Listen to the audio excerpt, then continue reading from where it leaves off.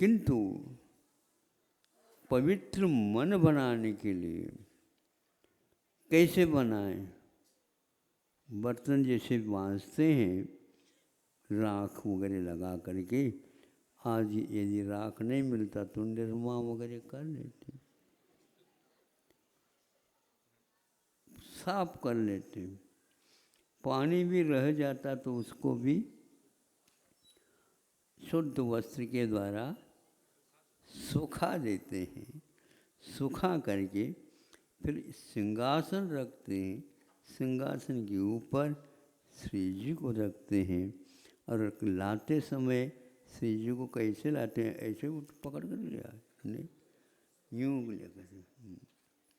हमने एक स्थान पर ये भी देखा, मतलब उनकी भक्ति थी, ऐसा होता है नहीं पता नहीं, और उनको कुछ स्थान यहाँ पर रखने के लिए नहीं मिला और प्रतिमा थोड़ी सी बड़ी थी, तो उस समय उन्होंने सर्वप्रथम अब इस स्थान को शुद्ध तो बनाना, मंगल तो बनाना, तो अपने हाथ में केसर तो रहता ही है, उसके माध्यम से स्वस्तिक बना लिया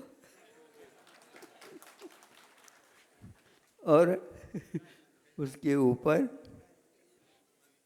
बहुमान की बात है, मतलब उस पवित्र प्रतिष्ठित प्रतिमा को किस प्रकार हम लेते हैं, हाथ में रखते हैं, और जब तक सिंहासन शुद्ध नहीं होता जल चंदन आदि से वहीं पर हाथ में खड़े रहते हैं, फिर बाद में मंत्र शुद्धि के साथ रखते हैं।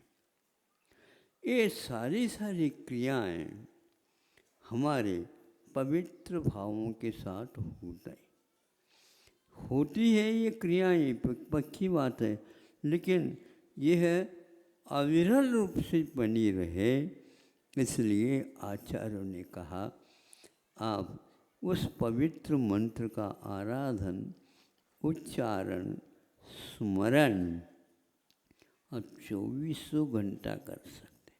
अन्य जितने भी मंत्र हैं उन मंत्रों की शुद्धि के लिए भिन्न भिन्न स्थान, भिन्न भिन्न साधन सामग्री, लेकिन पंच परमेष्टि की आराधना के लिए पवित्र मन होना चाहिए। फिर बाद में शरीर तो शौच शुचिता से मुक्त है, उसको यदि शुद्ध बनाया जाता रास्ता यदि कोई है तो पंच परमेष्टि की आराधना है। हमारे पंच परमेष्टि ऐसे शुद्ध हो गए हैं, शुद्ध होने जा रहे हैं, उनके पास पाप का लवलेश भी नहीं रहता। पवित्र हो चुके हैं, प्रतिज्ञा ले चुके हैं, जब तक यह मुक्ति नहीं मिले तब तक के लिए यावन निर्वाण संप्राप्ति, जब तक निर्वाण की उपलब्धि नहीं होती भगवान, हम इस प्रकार की पंच परमेष्टि की आराधना करेंगे।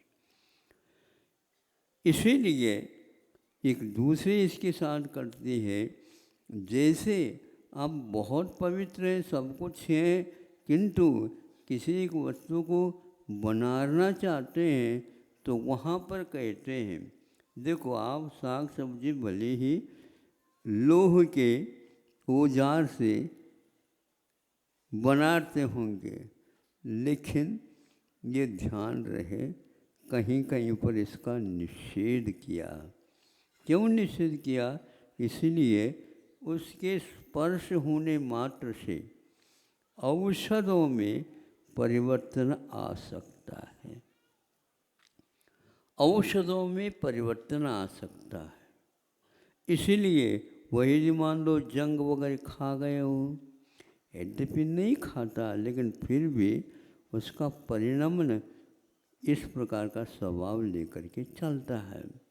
इसीलिए हमारे पास एक और साधन है कि पंच परमेष्टि की आराधना करते समय इस प्रकार लोह तत्व का संपर्क न हो, मैंने लोह मैंने पापमय परिणाम न हो। कभी कभी ऐसे फिर भी जल्दी में करते हैं तो उसमें कसायलापन और पूरे बर्तन में भी वह जो रखा हुआ खाद्य पदार्थ है वो सारा का सारा हरा हरा हो जाता है, नीला नीला होता है। सुन रहे हो? किसी प्रकार अपने परिणाम हरा हरा न हो, हरे हरे हो जाए। हरा तो उपयुक्त है, लेकिन हरे हरे ठीक है, भगवान का नाम है। हरा हरा का तो विषाक्त होता है।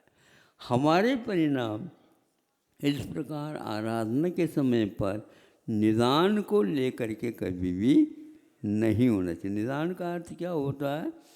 भावी भोगों की अपेक्षा रखना।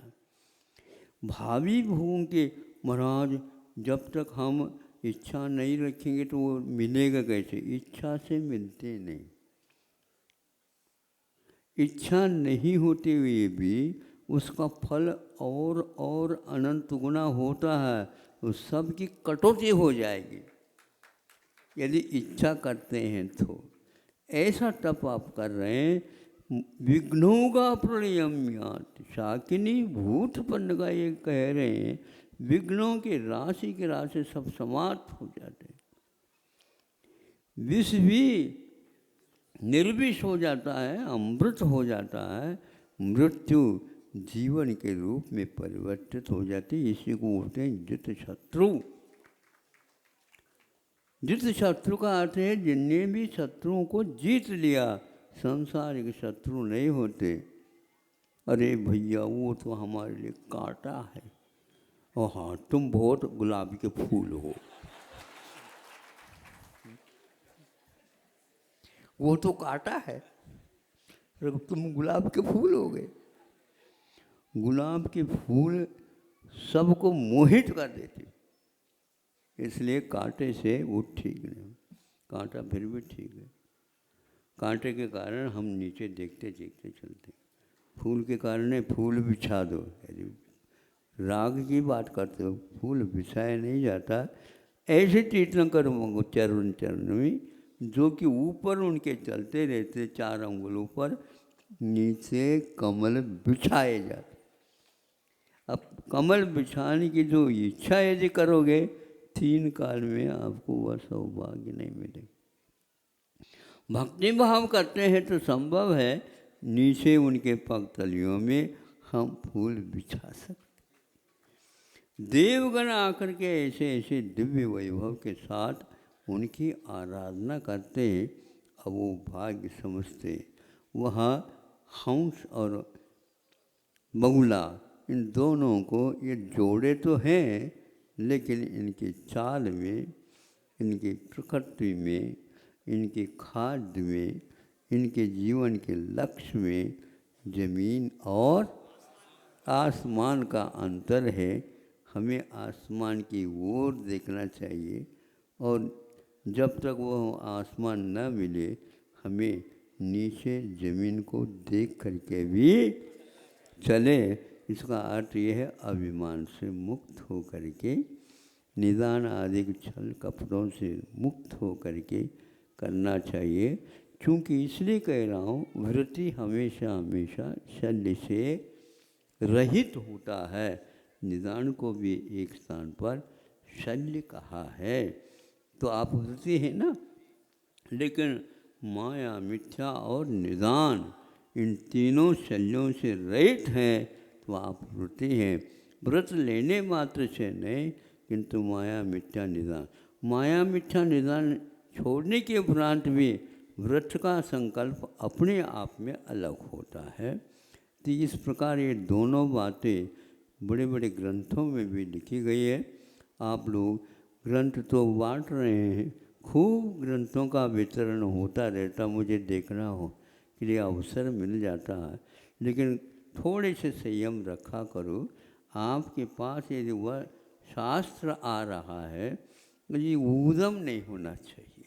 जो पीछे बैठे हैं वो आपकी पीठ देखने के लिए नहीं बैठे, महाराज जी के दर्शन करने के लिए। अहिंसा परमो धर्म की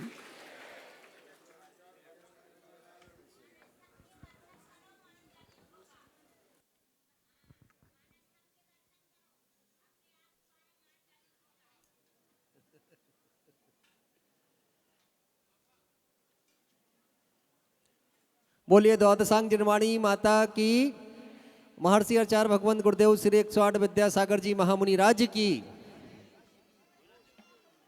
कोई भी सभी श्रावकों से निवेदन है कि आचार्य भगवंत और आचार्य संघ के चरणों का स्पर्श आप सभी लोग नहीं करेंगे। और साथ ही साथ जिन्हें पूर्णायु आयुर्वेद चिकित्सालय एवं अनुसंधान विद्यापीठ के लिए अपनी दान राशियां प्रदान करना हो वो सभी लोग अपने नाम